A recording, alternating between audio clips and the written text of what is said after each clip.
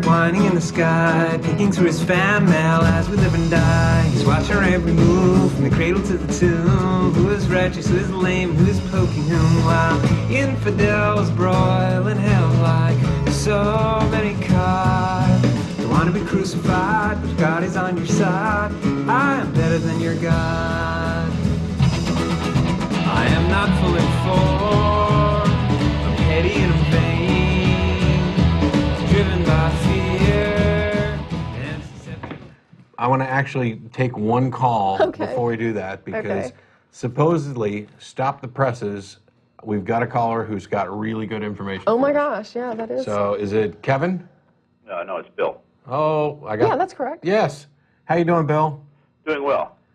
You have proof. I wanted to point out a couple of. You have proof of creation, I hear. Yeah, well, the proof that I would like to point out is that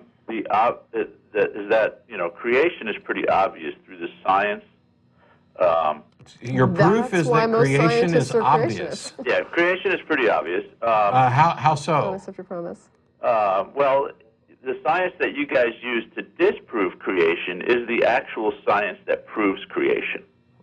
Boy, you're not making much sense. Well, that makes perfect sense. You just don't want to accept that. Okay. Now the fact is that we have things like transitional forms that don't exist in the fossil record. That's a lie. What do you mean that's a lie? There are transitional forms in the fossil record. There must be like a whole bunch of them that we're all familiar with and very common, right? Or do you have like one or two that you'd like to point out? And the other thing you should go to talkorigins.org. There's a complete list of transitional forms. But the point isn't how many we have. I mean, first of all, it's amazing that we have any to begin with, because creating a fossil is a very difficult thing.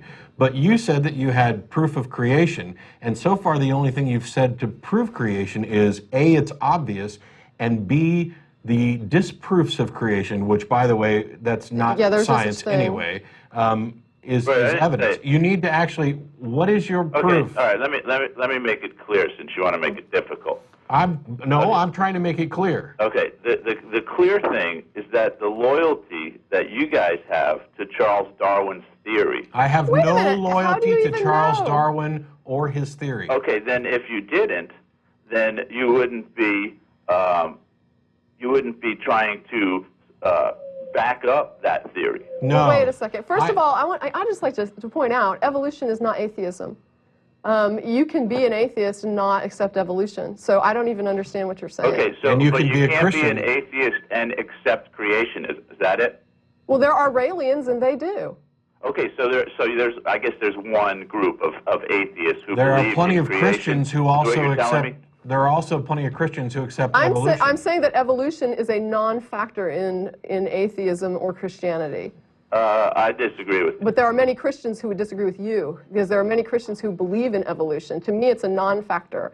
Even if you found evidence, if we found evidence tomorrow, if we found a trademark stamp in the core of the earth, that would not prove that God created it. So therefore, creationism... See, you missed the point right there. You said God created it. Like there was a specific God, and you would like that God to be the God of Christianity, so you can continue bashing that God. I don't care what God it is. I'm simply saying that, if there was a type of creationism, if we found out that everything was created, that doesn't prove that it was created by any kind of God. Therefore, atheism and creationism and evolution have nothing. They're not interrelated. You totally lost me. If everything was created, that would have to be created by something, right?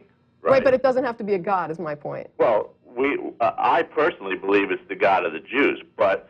We can go ahead and say that it would be what we as humans call a God. It wouldn't Not have necessarily. To be. Well, if it's that powerful, I'll call it a God. No, because for example, there's this idea of directed panspermia, where life evolved somewhere else in the galaxy and then was seeded here. Now, I don't happen to buy into this at all, but it is an idea which would allow for life to have been created or formed here through a non-evolutionary process. But it doesn't require God. I'd also like to point out that even if evolution was proven false tomorrow, that doesn't prove creationism. Right. You still haven't offered anything that's proof of creationism or anything that proves that your idea that the Jewish God is also responsible for that creation. Well, it's because you didn't let me. Well, all right, I've asked you just to try and be clear. You know, if you have proof of something, you shouldn't have to tap dance around and say things like, it's just obvious. Obviously, it's not obvious, or we wouldn't be having this discussion. So if you have proof of creationism, and by the way, you'd be the first, please tell us. Well, and disproof of evolution doesn't really count. Well, the proof, like I said, would come from looking at the fossil record, right? What no. Well, wait, how does the fossil record prove creation? How was life formed, and what was the beginning of life on the planet as we know it, okay? And then how did that life become what we know it today? I'm talking trees, birds, animals, and people. What's his theory? Okay. Right. What's your theory? So we can all agree that you know, we're trying to determine whether or not that life was either created or whether it just accidentally happened. No. Accidentally. The Big Bang Theory. Hang on. Okay. Accidentally, please. Okay. Accidentally happened is not an accurate characterization of evolutionary theory. Of the Big Bang. That's not an accurate. Big Bang isn't in the fossil record. He's talking about abiogenesis, though, now. I think. Yeah, you've switched from evolution to abiogenesis. Well, first we had to start with the Big Bang, right? Because that's well, now he's back. Another theory. He's taking on 3. I heard you talking once before in the show that you agreed in the Big Bang Theory. I think it is the best scientific explanation that we currently have for the origin of the universe, yes. Okay, so why did you just kind of try to bash me for using the term Big Bang Theory? Because you said you had proof of creation, and you talked about the fossil record, and then you jumped from evolution and the fossil record to abiogenesis, which is something completely different, and then leapt immediately to the Big Bang, the origins of the universe. Right. You're changing what you're talking about, and you have yet to present anything that's evidence of creation. Okay, so pick what you're going to prove. We have to pick what you're going to prove, and provide the explanation. Okay, so my proof that I would offer you to look, to consider, is the fact that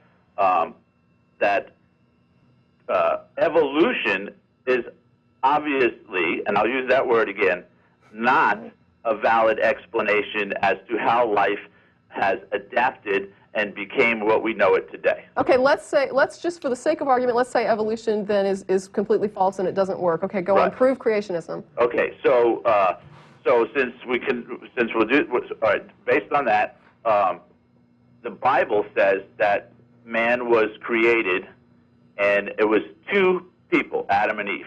Why? How is that relevant? Let me talk. Because the Bible says it, so we'll go from there. Well, wait a minute. I agree with you. The Bible says that. So the Bible says that, and then for some coincidental reason, okay, the evolution process that is also out there. Those are the two main things. We got creation, evolution.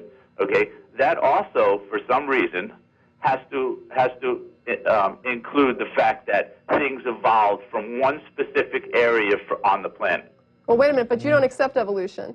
Right, but you just said evolution was wrong, and that's why the evolution theory is so ridiculous. Okay, but we've already agreed that it proves creation is because. Hang on. He's about to say it. That it proves creation because evolution you guys can't say that things evolved simultaneously throughout the world.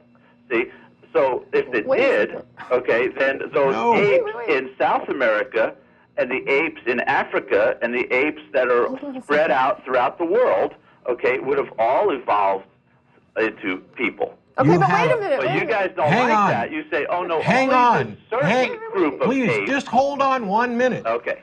You have no understanding of evolutionary theory at all. But it doesn't matter. But the point Tracie was trying to get you to, and I'll just let you do this. We went ahead and said, for the sake of argument, we'll agree evolution is wrong. I don't think that's true. Evolution is a fact, by the way, but the evolution explanation is origins, that theory. We'll go ahead and say it's completely wrong. How does that make creationism true? Right. Well, we're asking you to prove creationism. We'll go ahead and accept, for the sake of argument, evolution is totally wrong. You tell us what's your proof of creationism. Okay, my proof of creation is pretty simple. There's people and there's monkeys, and they're totally different. That proves it. Bye. Okay, people, there's the fundamentalist argument for creationism. Proof of there's creation. There's people and there's monkeys. There's people and there's monkeys. Okay. That's really good. I am better than your God. I am not fully formed.